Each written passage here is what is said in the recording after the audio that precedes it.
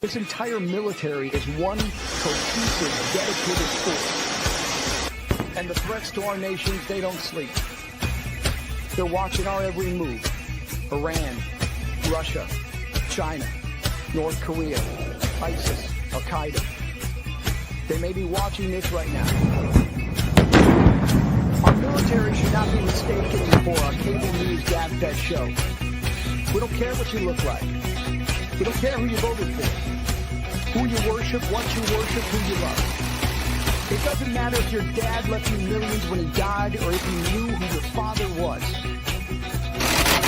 have to pay for the machine of lethal moving parts that you would be wise to avoid if you never did. We will not be intimidated. We will not back down. It's war. We don't want war. But if you want war with the United States of America, there's one thing I can promise you, so help me God. Someone else will raise your sons and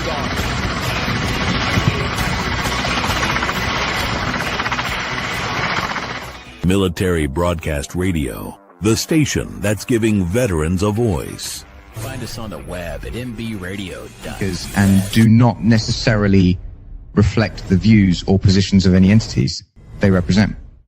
Find us on the web at mbradio.us. Welcome to Man Ta1k 133 with Sharl and Darl, the movement dedicated to empowering men, uniting brothers, and building a strong coalition. This is more than just a conversation. It's a call to action. Join us as we uplift, support, and inspire men worldwide. Because together, we don't just talk, we lead. We grow, and we conquer. Are you ready to be part of the coalition? Let's dive in. What's going on, everybody? Welcome to Man Ta1k 133, where men unite. We got a special guest tonight, y'all. He's a leader, he's a mentor, entrepreneur. He do all that. All of that. He do all of that stuff, man. Tonight, we're going to be discovering purpose, leadership. We're going to even talk about if sports is rigged or not. We're going to get into some conversations, y'all. We're going to get into some conversations. Welcome to the show, Q Thank Baker. you, sir. Thank you. I appreciate that. What a wonderful intro. What's going on, man? What's going on with you, man? Not much, brother. Glad to have you on the show, dog. Thanks for having me. About time, brother. Yes, sir. Man, who was Q Baker? Tell the people that's out there watching. Who was Q Baker, dog? Give me a little bio, a little bit about you, man. Well, I am a NCCU college graduate from Fayetteville, North Carolina. Just a young man from a small town. Okay. I'm a leader. I'm a musician, and I love sports.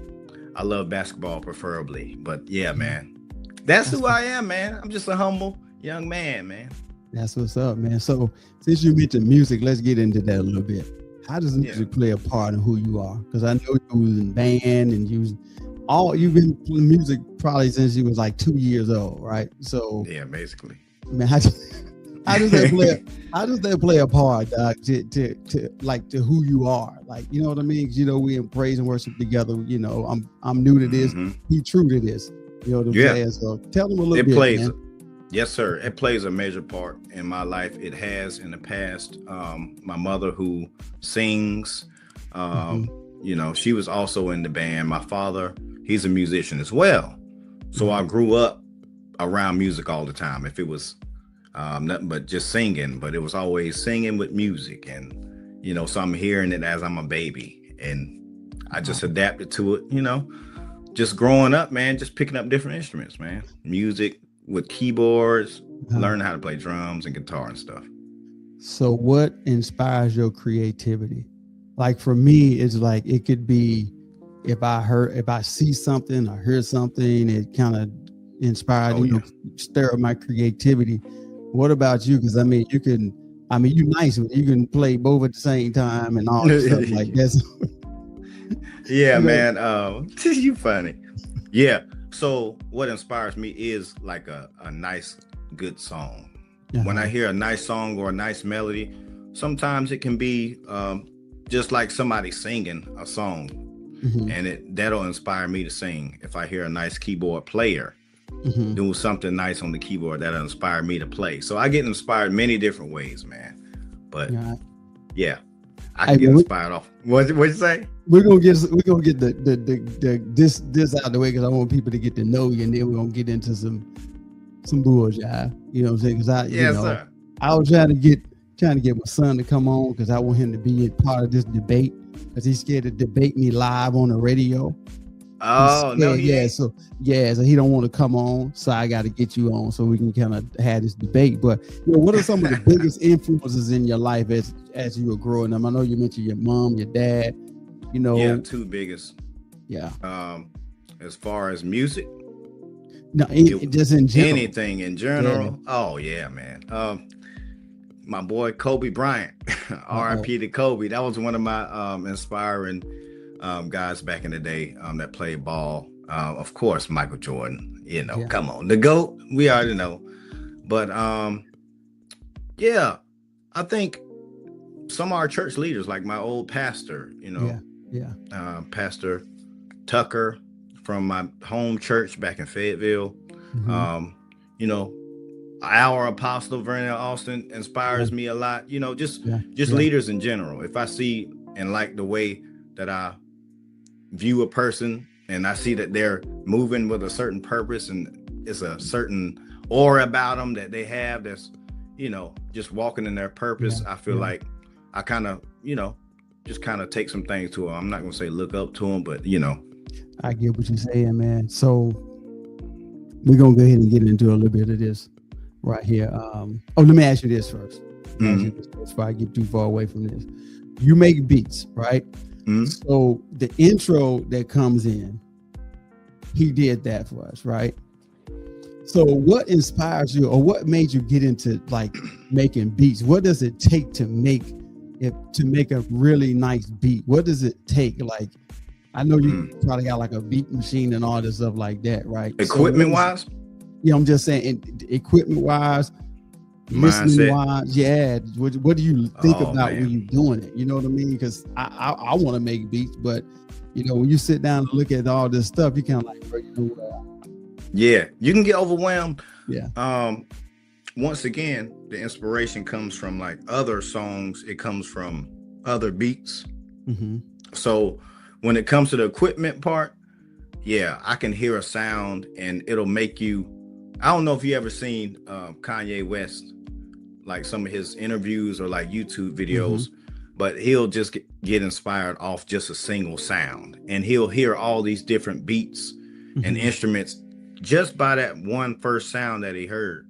So that can happen, or it can be a complete song. But the mindset, it's kind of like, you get into this mode of like, it's like ecstasy when you hear something that you really like, and it's like, man, what's that? So you start dissecting the sounds, and that's what I'm going through. Like in my head, I'm like, okay, what sound did they use? Okay, they got strings, they got piano, they got a bass drum, this type of kick. So you can be inspired by stuff like that you hear on the radio, just regular stuff, man. How long does it take you to make a beat? Like, say, like I guess it depends on how long the beat is, right? Like so the one you made for me, how long did it take you to make a beat like that? Probably. It doesn't take long. It doesn't take a long time to actually make the initial beat. Like you can make that. I say about 30 minutes you can make it. Okay. But to perfect it and to get the thing sounding exactly the way you want it, that can take hours, it can take days, it can take months sometimes.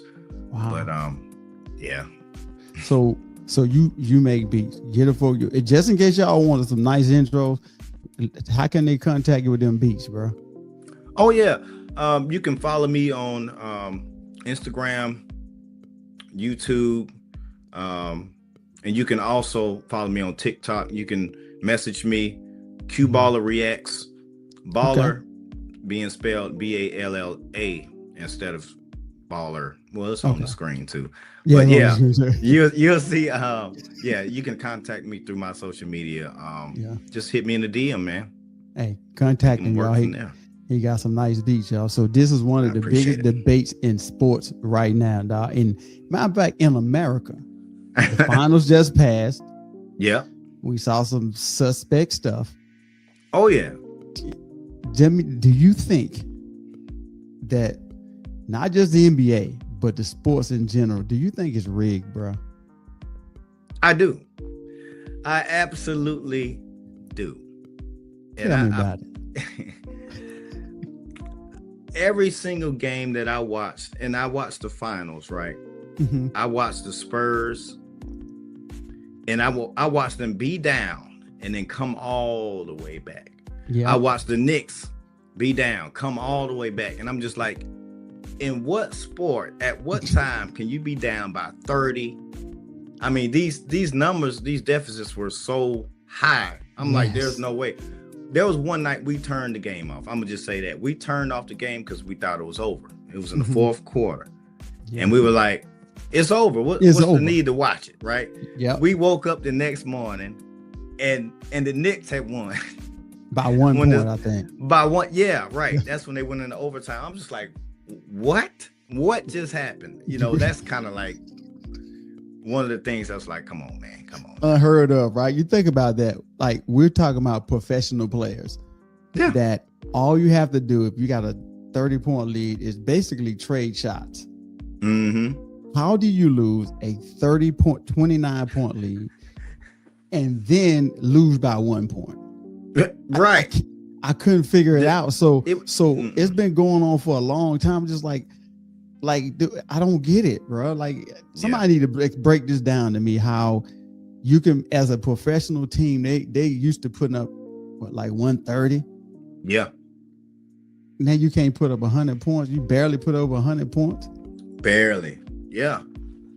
From the referees to the coaches, I feel like a lot of it, and all this is, I'll say, allegedly, it's speculation that it's rigged, right? Because we don't have the exact proof. But seeing is believing, and what we see, what I see is that thing is rigged up a little bit.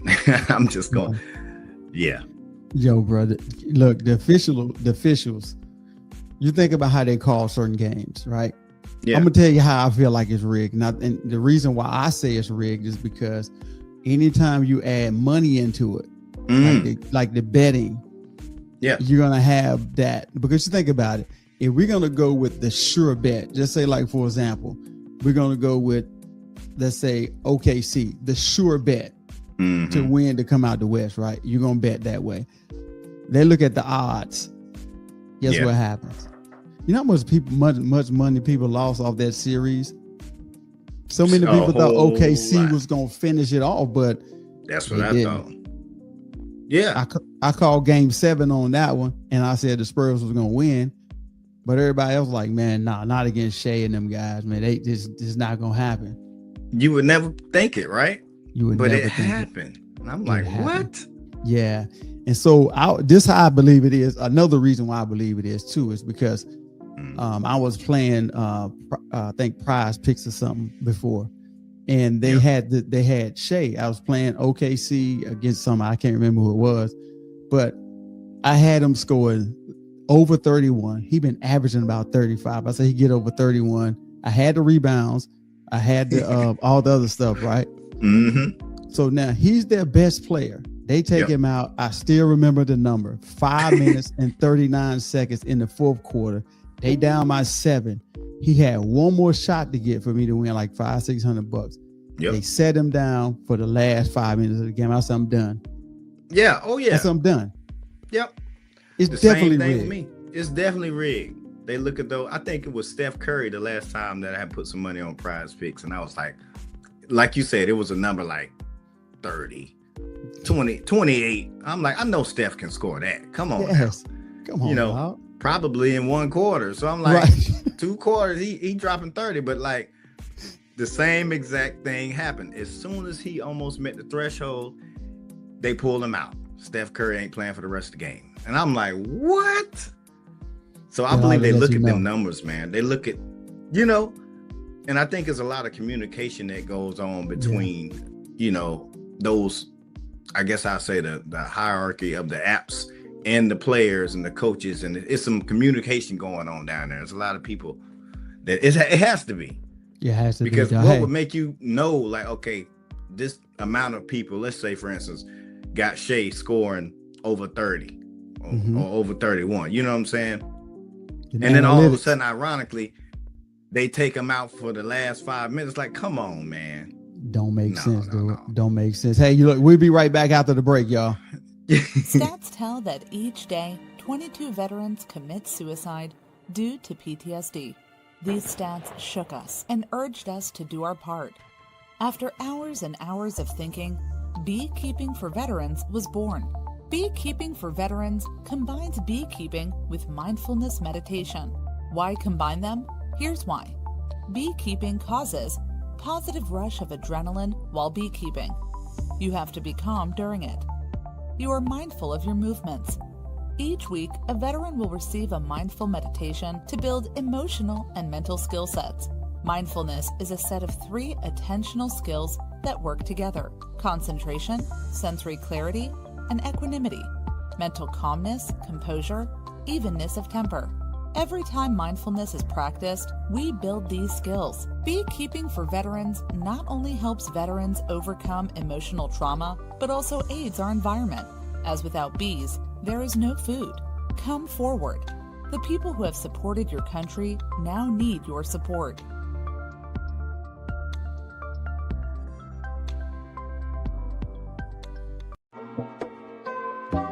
Ladies and gentlemen, are you ready to elevate your life?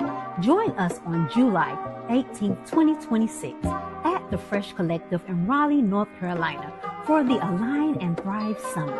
This isn't just another event, it's a divine encounter. Connect with purpose-driven professionals and ignite your passion through empowering conversations. Whether you're seeking personal growth, professional development, or spiritual renewal, this summit has something for you. Are you feeling stuck or searching for your purpose? This is your chance to break free. Imagine a space filled with energy and support, where you can discover new perspectives and actionable steps toward your goals. Get in the room. This is your moment to take that leap toward the life you envision. And just like in football, we're heading into the Thrive Zone. This is where the magic happens. Speakers and vendors are wanted. If you have a message to inspire and empower, now's your time to shine. Save the date, invite a friend, and come ready to be inspired.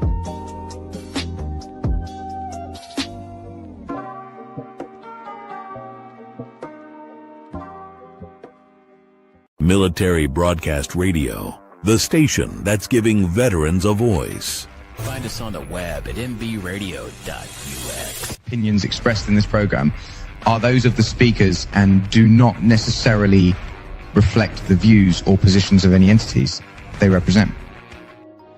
Welcome back to Man Talk 133, where men unite. We're here with Q Baker. Yes, we call sir. This the Q Baker conversation. Y'all see this guy have it. So I kind of answered this question a little bit, and I know you kind of feel the same way. You think gambling has changed the way fans view, sports and stuff like that? Oh yeah, for sure. Yeah. If it's rigged up, it doesn't seem like sincere or real or genuine, Yeah. Now, what about the officials? I know you've seen some questionable calls from these officials that kind of make you be like, bro, you gonna do that right now? Right now. And that happened with Wemby.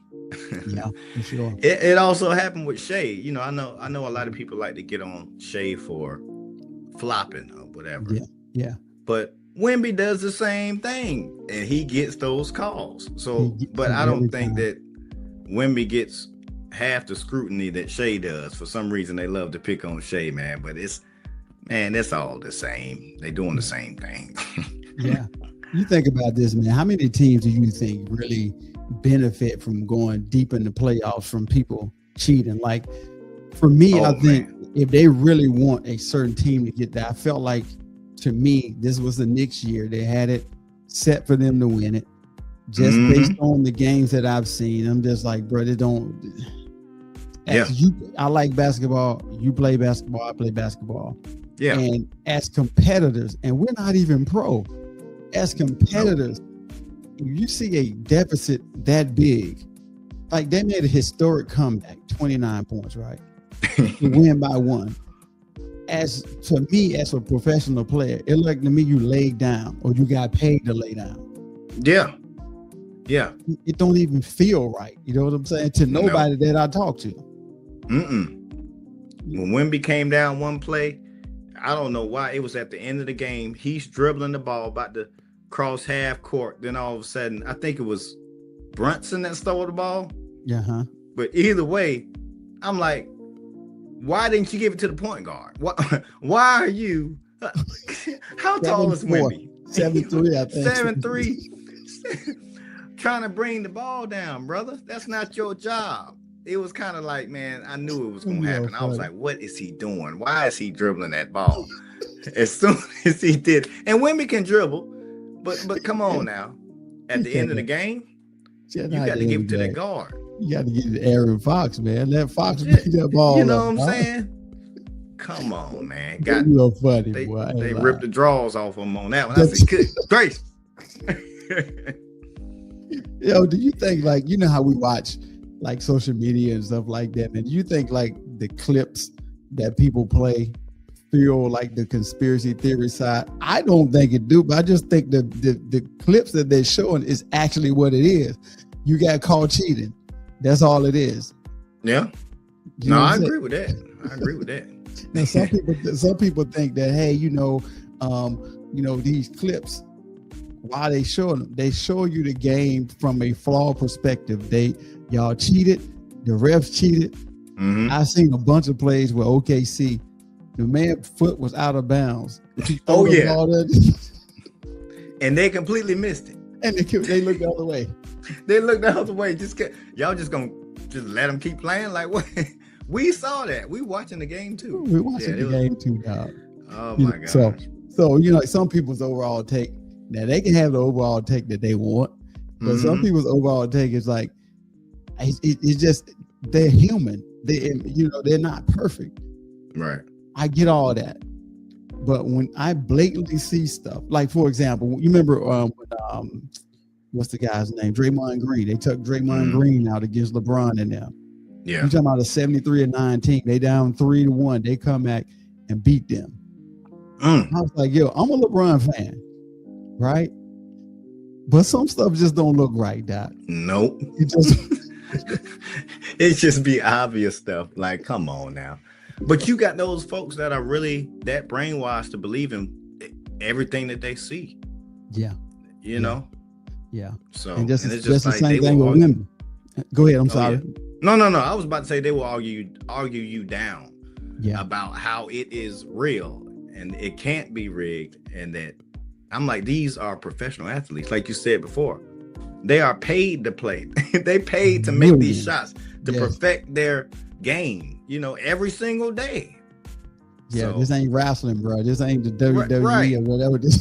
They have millions of dollars to put that ball in the basket. $100 million contracts, and you mean to tell me y'all can't keep hold a 29-point lead for one quarter? That's what I told my cousin. I said that don't make no sense. Now ain't nobody off that much now. Nobody off, not at all. And look, put me and you out there, Sharl. Put us out there, bro. We could have brought him back at least half, about 15, down by 15 at that point. Come on now. Dang, we ain't no pros, but man, come on, man. We gonna make a shot or 2 or 3. Come on. Now, this is the part of the show where the audience and us, this is where we start to split a little bit. Uh-oh. MJ or LeBron? Ooh. Ooh, the most controversial topic ever in sports, right? Even the sports being rigged. This is the most controversial right here. Yeah. My opinion, MJ is the GOAT. Yeah. As far as like personal accolades, I think LeBron is the GOAT for what he does, for the stats that he puts up and the numbers. But as far as like just single player, I mean, even championships with Michael Jordan, you know, like that trumps him too. But he just had this killer instinct, this aura about him that was a little bit different. And then the era that he played in too was a little more physical. You know, so yeah, he was standing all of that and still came out with all them rings, man. So I respect LeBron, but I would have to put MJ as the GOAT.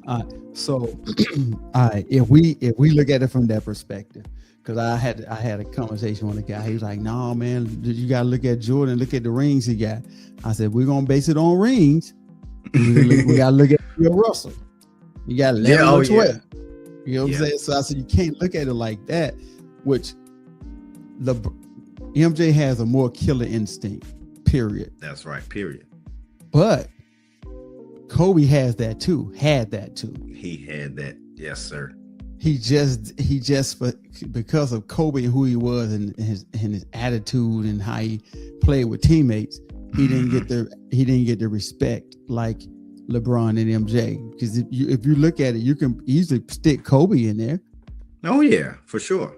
Had a killer instinct, but the LeBron and the LeBron, you got one. I think you got 1 and 1A.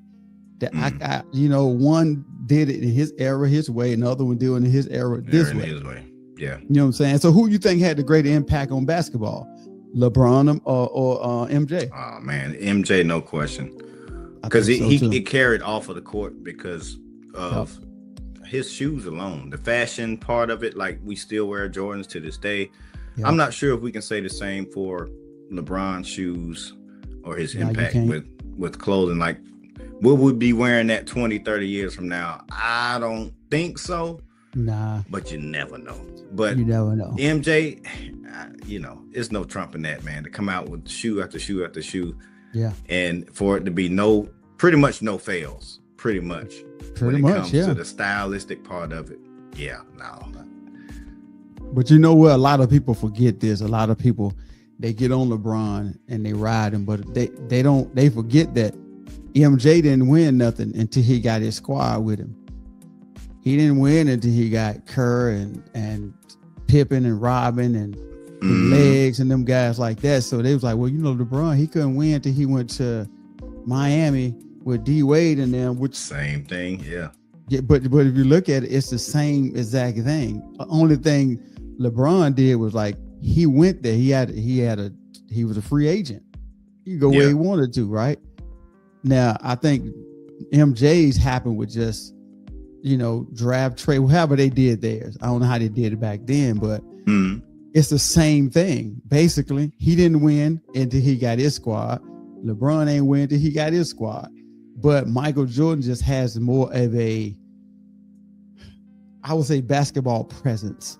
You know what I mean? Like when you think of basketball, you think of MJ. Now LeBron, that's my dog. Like he because he's 6'8", 6'9", can run the floor. From he's got the most points, most assists, most all the stuff he has. But when you just think of basketball itself, you gotta think of MJ, bro. You got to. And let me just add to that, Sharl. I think that at the end of the game, who you gonna go to? If you need a killer, you need that 1 point, you need that one bucket. Who would you go to? Would you go to MJ or would you go to Jordan? And I think most people would say Jordan because he was a killer. He was an assassin. Same thing with Kobe. Hit or miss. That's why I got Kobe in the background right now. That's my personal favorite. But MJ, man, definitely the GOAT. He had the same killer instinct, man. Yeah. That Kobe had. I think that's why they actually ended up being real good friends, man. They thought the same. And of course, Kobe tried to pattern himself after MJ, but that's another topic. It didn't work too good. So we right up against the break, man. So when we get back out of the break, I want you to think about this. Now you can either look at LeBron or MJ. If you had to pick one player for Game 7, who you taking? We'll be right back after the break, y'all. It's time for a vacation, and Fairway Travels is here to share great specials for you to choose from. Discover the charm and features of one of Sandal's 16 all-inclusive, luxury-included, adults-only resorts, or a family-friendly beaches destination in the Caribbean. Or how about a couples resort in Jamaica? If cruising's your preference, get thunderstroke aboard Carnival Cruise Lines or set sail on an award-winning Royal Caribbean ship. Join Virgin Voyages now for a wonderful adults-only sailing. It doesn't matter if you choose to travel by plane, train, automobile, cruise ship, or rowboat, we can help you reach your dream destination. Contact Fairway Travels today at 228-365-1012. That's 228-365-1012. Or email bookitnow247@gmail.com. Fairway Travels, where your journeys keep satisfying. Military Broadcast Radio, the station that's giving veterans a voice. Find us on the web at mbradio.us. Opinions expressed in this program are those of the speakers and do not necessarily reflect the views or positions of any entities they represent. Welcome back to Man Talk 133, where men unite. We got Q Baker in the building. Hey, Q Balla reacts. Y'all go check him out. Q Balla reacts. Y'all go check him out, man. He all over the place. Type him in, y'all find him, Doc. So who you got? Game 7. It ain't got to be Game LeBron. 7. It ain't got to be Jordan. Who would you take if you had to, right now? If you had to pick somebody in a Game 7, who you got, dog? Let's see. Right now, let me see. Listen, I'm picking Jordan, baby. I'm picking MJ. I got to. I would pick Kobe next. But Game 7, everything on the line, all or nothing. I'm picking MJ, and I'll feel comfortable about it. Okay. What about Shea? I like Shea. A lot of people don't like Shea. I like Shea. I feel like Shea has some Kobeism in him. You know. What about Game 7 with him though? You know what I'm saying? Would you pick him Game 7 or against who? It depends on who he playing. No, seriously. I would. Wow. I like Shea. Shea is a bucket. So yeah. Depending on who he's against. Yeah, but definitely Shea, he's a killer too now. Yeah. That daggone big body Brunson though. Hey, Brunson is rough, man. I ain't gonna lie. I know we off topic a little bit, but no, you good. No, Brunson, hey, this is an open flow. This is called the Q Baker conversation. Big body Brunson, man, to be his height, that strong, that skilled, to be able to shoot over big, tall 7'3" Wemby. Yeah, like that's amazing. He fading away, and listen, that takes a lot of skill, a lot of hours in the gym. I'm telling you, falling on the ground and just find a way to get it off the glass. Get knocked down. He definitely showed Dallas what they lost. No, for sure. He was in Dallas. They basically gave him away. Like now, they probably like, man, we should. You know how much they didn't gave away, dog. They gave away him. My goodness. They gave away Luka. Yeah. I don't get it. I don't get it. I don't either, man. One thing that impressed me. One person, was Castle from the Spurs, Doc. Yeah. He was super physical, man. I like that dude. I'm like, this guy right here, fearless. And he going down in there in the trenches with the big bodies and finishing with and ones. Like almost every time. I'm like, oh my gosh, this dude right here is rough. A lot of people, they've been sleeping on Castle. I don't know why. But I'm like, y'all need to pay attention. This dude he's rough, man. Now think about it. Like, this is a young team. They're gonna be back again next year. Because they keeping the core together. Just think if I like De'Aaron Fox, right? Yeah. But if they take him out and put another showdown point guard there, with a little bit more veteran experience, they're gonna be tough. They're gonna be hard to beat.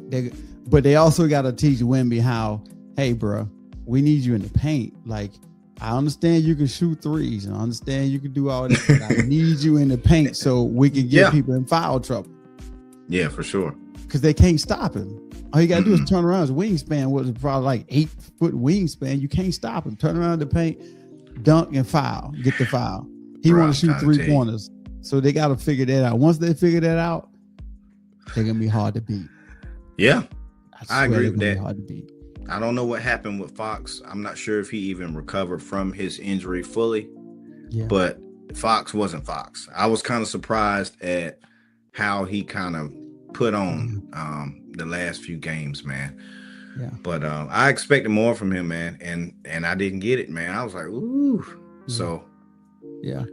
But I like him though. So let me ask you this. So I'm gonna jump out of this and come back into it. Mm-hmm. So since the Knicks was 53 years since they won a chip. 53. Do you think now that the league is going to say, hey, we talking about NFL now. They're going to say, Cowboys, this year y'all turn. Hey, they just might. Who Trump like? Y'all better ask Trump. Trump showed up at that game and they lost like a mug. And I was just They definitely did. The craziest part about that was I was like, he showed up to a game, a Knicks game. And I was like, either they going to flip the narrative and the Knicks going to end up winning the series, or they're going to have an excuse of why the Knicks won because Trump showed up. But they ended up winning. They gave it to him, bro. Yeah. Trump sent them paper through, sent that email, said, make sure these Knicks win this championship while I'm in presidency. While I'm in here, they will win. They partying right now. I think it's still like their 80th basketball year. So this is a big one for them, man. Yeah, for real. So no, go ahead. No, keep going. I'm sorry. Y'all. That's another reason why I feel like it's rigged, because all of a sudden on their 80th year, come on now. Makes sense. You got to line this stuff up. On the 80th year, they all of a sudden win a championship. And the last time they won was what, 50, what'd you say, 53 years ago? 53 years ago. On the 80th? On the y'all 80th, better do y'all homework on the numbers, on the number system. Numbers got meaning, man. I'm telling you, bro. You think about it, man. 53. Ooh, dude, that's good. I like that. 53. 5 plus 3 is 8. Yeah. 8 being 8 from the 80 years of basketball service. 8 is what completion. If you 8, yeah. So they got one after 53 years. We figured it out. Zero. On Man Ta1k 133. Right here. You cancel the zero out because that's what it the zero always cancels itself out, so it's just left with 8. And bro, you know what's funny? I was telling our homeboy Kenny one day, I was like, man, something about the numbers, right? We were looking at some conspiracy theorist stuff, man. And we started lining up dates with times and times with when the last shot was put up on the clock. And like we started seeing numbers adding up, like 3 and 4 and 5, like they say in church, confirmation. Threes. And we started getting confirmed from more than 3 sources. We was like, wait a minute, on this date at that time, it's 3:16. The last shot was made. You know what I mean? Yeah. 0.31. You know, it was stuff like that. I was like, wait a minute. We might be on to something. Yeah. But, you know, some people call us crazy conspiracy theorists, but sometimes you got to look at what's right there in front of you, man. Look at the numbers. The numbers don't lie, bro. I'm telling you. The numbers do not lie, dog. So what separates greatness from longevity, dog? I can tell you that. The greatness is you can, in a short period of time, like Jordan, short period of time, he did a lot in a short period of time, right? You got guys that have been in the league for 20 years. I like that. That still ain't accomplished what he accomplished. You think about it. Right. You got who just retired out of the league after 20 years? Chris Paul never won a chip. God, I like 20 Chris Paul years. too. And you know, MJ, he wasn't in the league that long, but he got 6 of them. Yeah. Just saying. He So accomplished what in a you short think about time. it in a short amount of time? So what's your thoughts on that? I agree. I mean, I think there's a certain amount of time that you have to accomplish greatness until your body starts declining, and then them championships start going further and further away from you. You know, the chance get further and further away. Yeah, these guys, like, boy, he came in the league like just athletic killing. Yes, killing it. I thought he was gonna be a promising champion. You know, me too. He did have longevity in the league. I'll give him that, though. Yeah, Shout out to John Wall, man. But Raleigh, North Carolina. Yeah, shout out to John Wall, man. Come on the show, John. We need to holler at you. Yeah, but no, I feel you, man. So let me ask you a question. Go ahead, talk to me. What you think is more important, the greatness or the longevity? Which one has more weight? I would say, based on the two we're talking about, the greatness, because people still talking about Jordan, you know, after how many years he been out. And I think now, let me say it like this. If he hadn't had such great shoes, I don't think, because you think about this, you got like people like Robert Ory. He got like 5 or 6. He played with the Lakers and the Spurs. He got 5 or 6 of them. Nobody talks about him because he has no good shoes. Probably no shoes. Probably no shoes. Like, but MJ, Robert Ory's on today, man. Yeah, nobody said kill him. Finna kill him with these Ory's. I'm finna kill him with these Ory's. Think about it. Nobody, if he hadn't had great shoes, nobody probably, like Jordan, if he had went to Adidas like in the beginning instead of Nike, nobody would have been really talking. I'm glad he didn't, because we got some fly J's, bro, out of the deal. You know what I'm saying? Ain't lying. I don't know how the Adidas would have looked, but you know, me and J's, but I think it's greatness, if you ask me. It's greatness. Yeah. And I think that there was a complete package with Jordan from his, when I say his aura, I mean like his style, like his like the way he would move, lay the ball up, the way he would finish, the way he would be flying in the air. And you know, it was more than just him scoring buckets. I think that's what LeBron doesn't have, is like the aura of just greatness, of just, it just looks good. He made it look good. You know what I mean? Come and do like this right here, and then go up on it like that with the other hand. Yeah. It's like, man, what? How did you do that, bro? How did what made you do that? You in know? the air. You just thought of that, bro? Or you practiced that? Nah, you just thought of that right here. Like, he had swag right before they was calling it swag, man. That was Jordan, man. That was Jordan, dog. I don't think. And then think about when Jordan left the game and came back, man. Would LeBron have had the same impact? I doubt it. That's probably why he didn't leave and come back. He got longevity, but his longevity is one of the things that caused him to be like 1 or 1A, depends on whoever you are, because he does have the most points. He does have the most assists. And some other records he done broke. The only thing he hasn't accomplished is the most chips, but he's been to the finals, I think, more than anybody that I can think of. You know what, 8, 9 times in the East. Yeah, he been playing a long time too. He been playing a long time. I'm just, hey, I'm don't sorry, get mad at LeBron. Come on the show, dog. Be biased, man. Tell LeBron to come on the show, man. No, seriously, man. It's all respect. It's all respect, man. Yeah, he's doing some stuff that we ain't never seen before, man. I heard he had this, I guess, $2 million. It's like it looks like a porta potty, but it's like a ice machine where he gets in there. Oh yeah, some chamber machine. I forgot what it. Yeah, right. Yeah, but it's like an ice machine, whatever. It gets super, super cold after the games. That's like his ritual. Yep.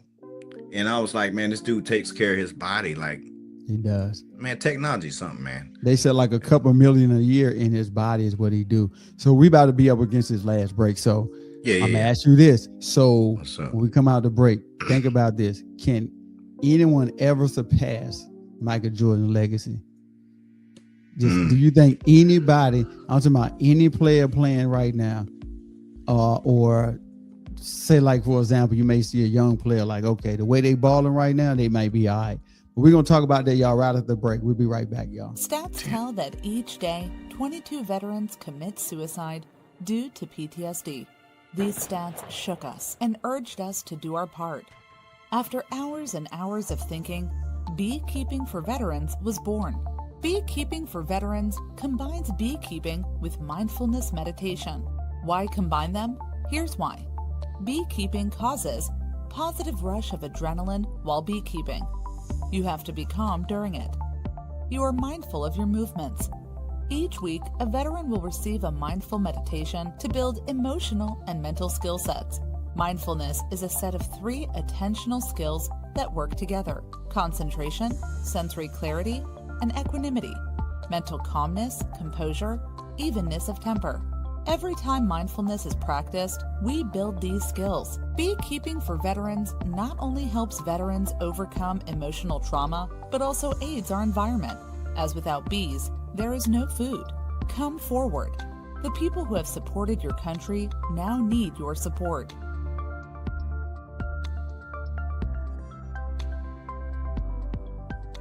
Military Broadcast Radio, the station that's giving veterans a voice. Find us on the web at mbradio.us. Opinions expressed in this program are those of the speakers and do not necessarily reflect the views or positions of any entities they represent. Welcome back to Man Talk 133, where men unite. My man Q Baker in the house, y'all. What's up? Hey man, I appreciate you coming on the show, bro. It's been real fun, dog. Real fun. So before we went to break, man, can anybody surpass Michael Jordan's legacy? Do you think anybody can do that? Let me tell you something. Talk to me. Wembanyama. Yeah. Wemby is one of those guys that's already in conversations of defensive player of the year. He's in MVP talks. I mean, this guy right here is probably somebody that I'm not going to put him up there against him, but what I'll say is he's very promising and he could have some type of Jordan-like legacy. Definitely with could. Him being a rim protector, him being a shot maker, playmaker. Like, this dude he's versatile, that tall. I can see it. You know, I can and he's see 22. That, he's 22. He's 22 years old, bro. I young. definitely can see him doing that because you think about it, bro. He's 22 years old. They made it to the NBA Finals. Yeah. At 22. You know what I'm saying? Bro. And he's the one that's really was the one that's leading the team. You know what I'm saying? So at 22 to be able to get to the NBA Finals, that says a lot. Something. You got to be doing something, brother. Yes. Step backs. I ain't never seen no 7'3" ball player handle the ball the way he does, bro. And shoot it the way that he does. Yeah. You know, it's something that we've never seen before, man. Yeah. You like the cheat code, Doc. He got like, you know. Seriously. Yeah. Never seen really it before. And you got some other players too, man, but I don't think that, just my personal opinion, I like Shea, but I don't think he's going to be the one that's going to do that. You know what I'm saying? Because how old is Shea? Probably he was about 27, something like that. 28, maybe. Sure. He's somewhere in that age range, right? So you think about it, if he's 20, I'm gonna say 25. Let's say if he's 25, he has like another 10 years. Yeah. To win 6 chips straight. I don't see that happening, not in the West. I really don't see that happening. It's gonna be tough, huh? It's gonna be tough in the West because you still got Minnesota. They coming. Oh back. Yeah. Anthony Think Elvis about the squad. What if they make some trades out there in the West and somebody get Giannis out there in the West? Right. It's gonna be tough, man. So I don't know. I don't think he's gonna be the one. I mean, you got some other players too, but I'm like you. Wemby is about the only one I can really see that the way he's playing that could really, you know, because LeBron he's not gonna make it, bro. He the team he's on, He ain't gonna get no more chips. It's over. And that's my team, man. The Lakers, man. Yeah. But yeah, we're not looking good too good right now. We need to tighten up. Yeah, now I like real, Shay man. though. I like Shay though. Yeah. For that conversation. Don't forget about Cooper Flag though. As a rookie, them numbers he was putting up, man. I ain't gonna say he in Jordan talk, but he's looking promising for sure. He definitely is, man. We're gonna have to see, man, because it's coming again. If the old guys, y'all had y'all fun. Go ahead and sit down and let the young guys see what they got. LeBron still getting shine. Steph still getting shine. I mean, you got Durant still getting shine, and they're not performing the way they used to perform. So let the new guys, let them go ahead and take over the league, bro. Let somebody else be the face. Anthony Edwards, let them guys take over and be the face of the league, man. Yeah, it's time. It's time, dog. It's time. So, dog, I'm gonna transition just a little bit. You know what I'm saying? Sir. You're a Christian man. I'm a Christian man too. So, how do you think a man discovers his purpose? You know what I mean? Like a lot. I think me personally, a lot of men don't know what their purpose is. That's good. Yeah.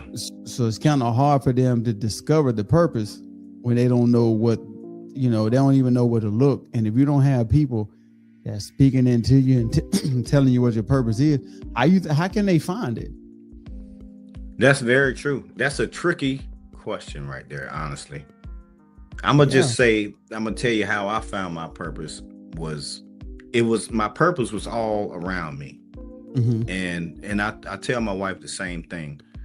Music was surrounded by music, excuse me. So from the time I woke up to the time I went to sleep, I was hearing music. I was playing music. So it was destined for me to do something with music. I enjoyed music, just listening to it. I didn't have to play it, but just hearing it, So I knew I was going to do something with music. And I told my wife, because she said, well, what is my purpose? And I said, you're a giving person. You're a loving person. I said, maybe your purpose is like giving back, like evangelism. Maybe your purpose is starting a homeless shelter. Maybe your purpose, because she has a kind heart. Yeah.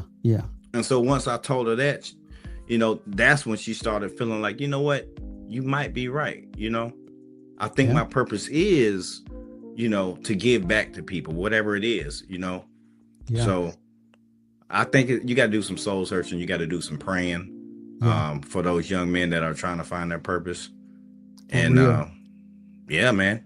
And what's key is, like you said, your wife had somebody around her that could see that, and you spoke to her. So it's kind of like, hey, you got to have people around, got to have good people around you, just like, and this is the thing why you got to have good people around you, because why do so many men struggle with their identity with their identities? Because they don't have the right people around them.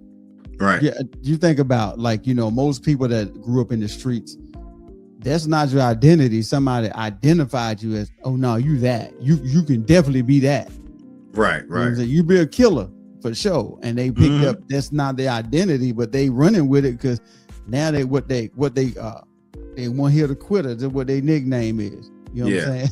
Product of their environment. That's all it is. There you go, man. Monkey see, monkey do. And you gotta have the right people just around you. I mean, if you ain't in a church, somebody can, help you identify what your identity is.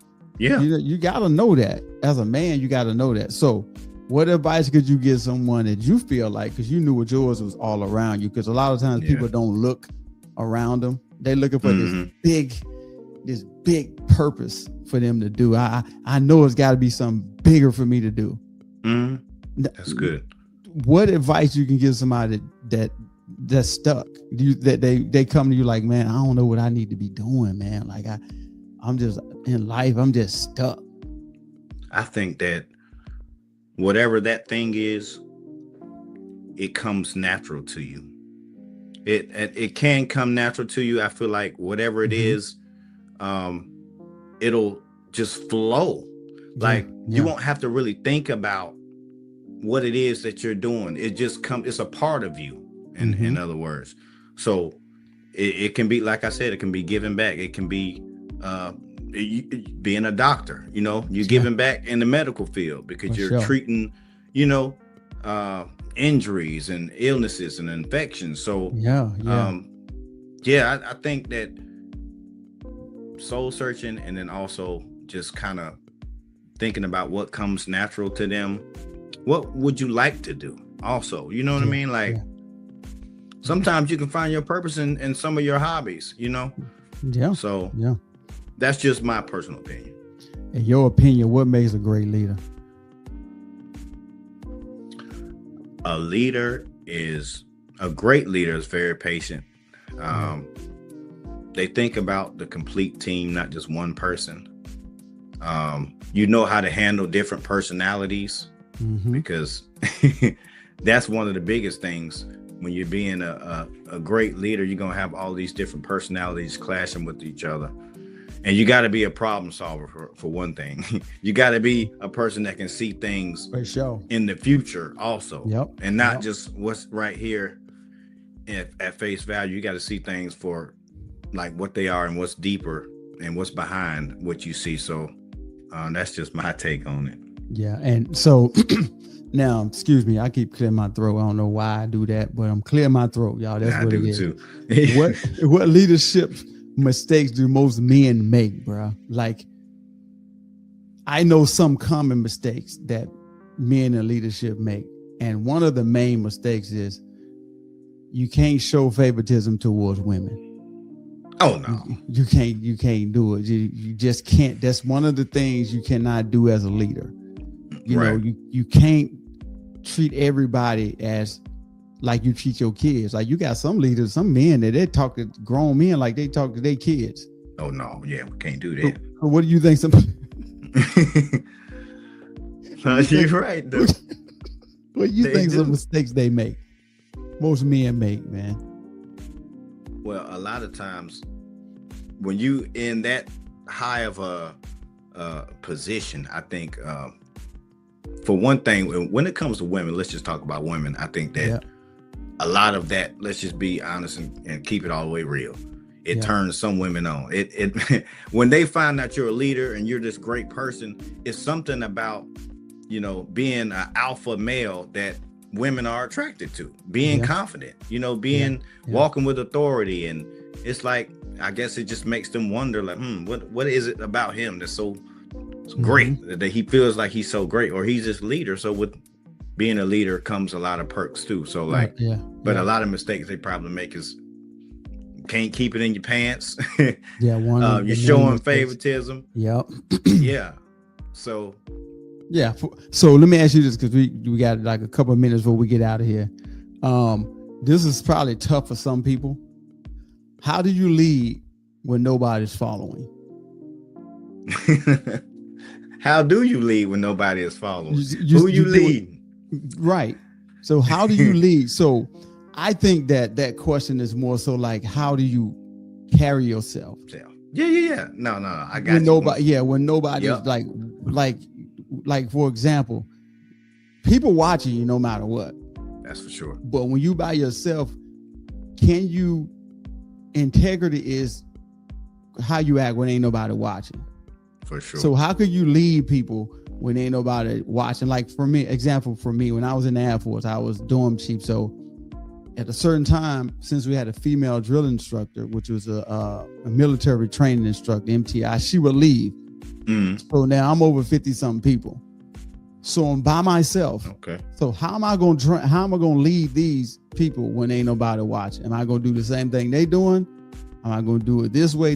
So I had to lead straight down the middle. So when they weren't watching me, I thought they weren't watching, I had to lead a certain way. So that's, I guess is how do you lead when nobody's following you? If you got to just be a man and do what you got to do. I guess that's the my explanation of it. You know what I mean?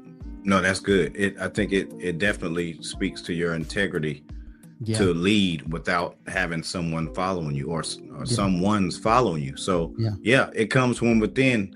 Your morals and goals and stuff come into play. And I think, like you said, when nobody's around, or you think nobody's around, because somebody's always watching, even if it's God. Somebody always, somebody is always watching you, and you should always carry yourself as such. And well, brother, integrity. We on our way out. So, all right. For the people, man, where they can find you. Yes, sir. You can find me on Instagram, TikTok, YouTube. My name is Q Balla, Reacts, Q Balla with an A, and Reacts, REACTS. I appreciate y'all, man. Thank you, Sharl, for the wonderful conversation, brother. I appreciate this, man. Yeah, man. I'm gonna put all the stuff, the link and all that stuff in the description and all that stuff like that, so the people can reach out to you. Q Baker, appreciate you coming on the show, man. Hey, man, it was fun, man. You can come back anytime you want. The door always open. I always got a seat for you. Thank y'all for joining. Man Talk 133, where men unite. Till next time, y'all, we out. God bless. We gone. Ladies and gentlemen, thank you for tuning in to Military Broadcast Radio. As we wrap up today's show, we want to remind you that the podcast of today's episode will be available right after we go off the air. So if you missed any part of the show or want to listen again, be sure to check it out.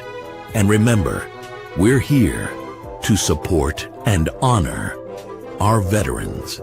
Your stories and experiences matter, and we are committed to giving you a platform to share them. That's right. We're here to give our veterans a voice. So don't forget to catch the podcast and stay connected with us. Giving our veterans a voice.